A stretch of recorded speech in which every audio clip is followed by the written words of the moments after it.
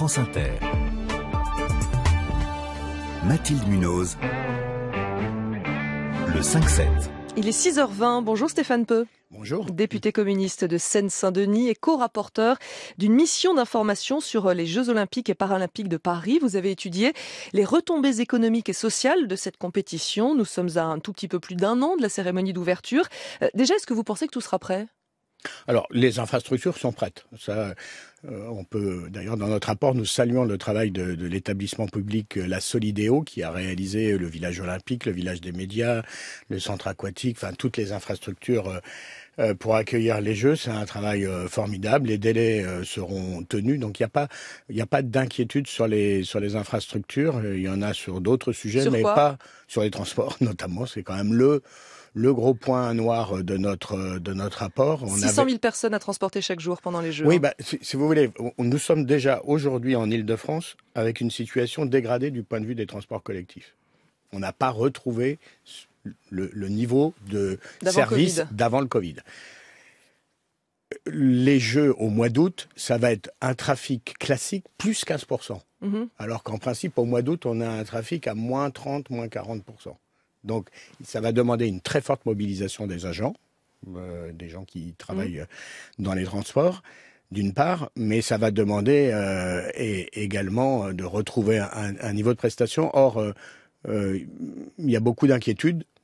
Le recrutement des agents, le président Jean Castex à la RATP, il travaille d'arrache-pied, et puis il a réussi à rétablir un dialogue social plus apaisé dans l'entreprise. Mais pour autant, on se heurte aussi à une obstination incompréhensible parce que tout le monde lui dit qu'il ne faut pas aller dans cette voie. Valérie Pécresse, qui préside IDFM Mobilité, veut à tout prix maintenir le délai de l'ouverture à la concurrence des bus parisiens. Rien n'est prêt, les décrets sont... C'est prévu pour l'an prochain ? C'est prévu au 1er janvier 2025, mais il faut que l'ouverture à la concurrence soit effective pendant 2024. C'est complètement concomitant au jeu. Or, les salariés ne savent pas où ils vont aller. Les négociations au sein de la RATP ne peuvent pas être conduites puisque les décrets ne sont pas parus. Ce n'est pas raisonnable. Vous craignez quoi ? Une désorganisation ou un conflit social lié à ça ? Les deux. Et c'est pas raisonnable de la part de Mme Pécresse de s'entêter. Donc on alerte vraiment dans notre rapport en disant il faut dans un climat social tendu, il faut que tout le monde soit responsable pour apaiser le climat, pour faire que tous les Français, tous les salariés qui vont devoir concourir à la bonne réussite des Jeux Olympiques, à donner le meilleur visage de notre pays au monde qui va nous regarder pendant cette période, il faut que tout le monde fasse les efforts pour que tout le monde qu'il y ait un engouement populaire. Oui, vous appelez effectivement le gouvernement à apaiser le climat social en vue de ces Jeux Olympiques. Ce rapport, vous avez fini de l'écrire avant les violences urbaines de la semaine dernière ? Oui. Enfin, juste avant, mais on sentait déjà un pays sous tension. Mais ça veut dire que vous suggérez quoi, par exemple ? Pas de grand projet de loi sensible au printemps, on met un peu le Parlement en sommeil, en mode pause ?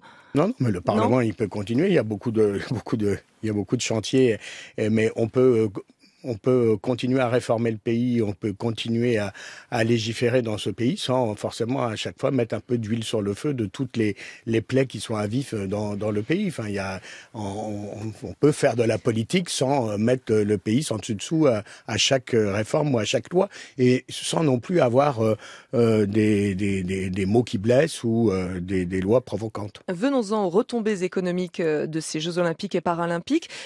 Combien de touristes sont attendus et est-ce que vous savez s'ils vont faire chauffer la carte bleue ? Alors, le nombre de touristes et de visiteurs est estimé à environ 15 millions de personnes, c'est considérable.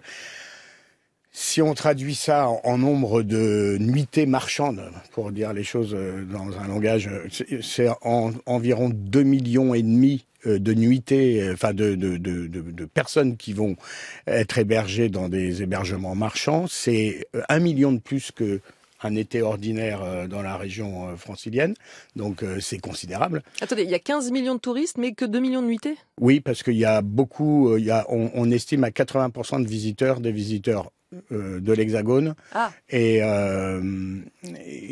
ou européens ou ayant des hébergements. D'accord. Ok, donc mais c'est quand même presque la moitié plus. Hein. Donc les retombées économiques, c'est surtout dans le secteur de l'hôtellerie et de la restauration, c'est ça? Alors les retombées économiques, c'est nous, dans notre rapport avec le Centre économique du sport de Limoges, on a évalué à peu près à 10 milliards de retombées économiques, un petit tiers pour la construction, un bon tiers pour tout ce qui est l'organisation et les retombées de l'organisation sur la vie économique de notre pays, et un tiers sur le tourisme. Stéphane Peu, je rappelle que vous êtes député de Seine-Saint-Denis, c'est le département qui concentre les principaux investissements publics. Ces Jeux seront assurément bénéfiques pour la Seine-Saint-Denis? Ah bah assurément, la Seine-Saint-Denis... C'est pas juste une parenthèse et après ça recommence comme avant? Non, parce que d'abord...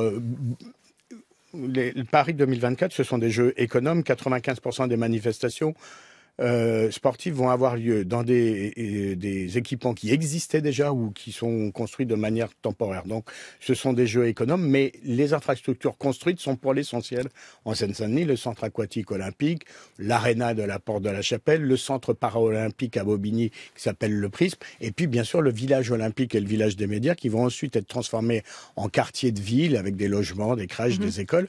Donc tout ça, bien sûr, va bénéficier au département de la Seine-Saint-Denis.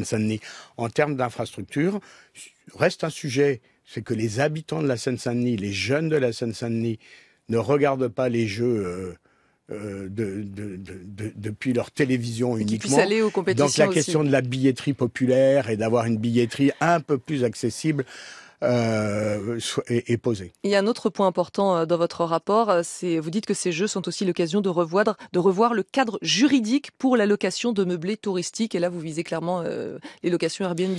Oui, de toute façon, le sujet Airbnb est un sujet posé dans le pays. Il y a oui, 2 lois sur le bureau de l'Assemblée.